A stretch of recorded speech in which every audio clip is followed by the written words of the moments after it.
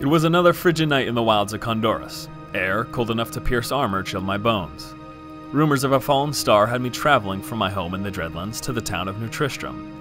I was but half a day away and wished to keep going, but weather this wretched forced me in search of shelter. I came upon an abandoned shack just off the main path. Inside, a faint glow promised warmth. Upon entering the room, I quickly felt as though what I had discovered may be more trouble than the deathly cold.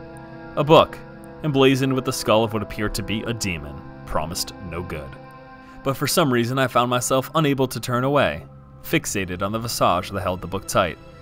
I placed it upon the table and stood there staring, and then, as if the demon had granted me permission, I felt the urge to open.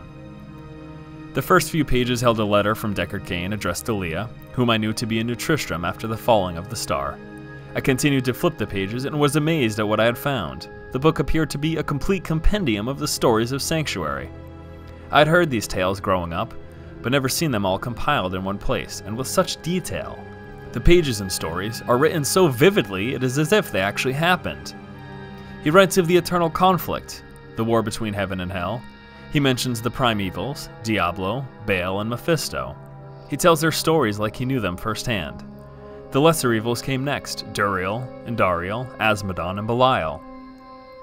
The denizens of the high heavens are written of, Imperius, Tyrael, and others. Then stories of the early times, before Sanctuary came into existence. He speaks of angels and demons coming together to bring forth the first generation of men. Absurd. More and more stories, each and every one written with great detail and clarity. The birth of civilization, the Sin War, the Dark Exile. He speaks of the fall of Tristram, claiming King Leoric was driven mad by the malevolent Diablo. Enough! This man is mad.